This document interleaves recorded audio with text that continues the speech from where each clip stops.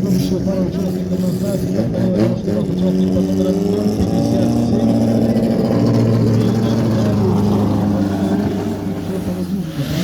Повезет. Как улыбнется удача в этом заезде. Ну, это покажет время.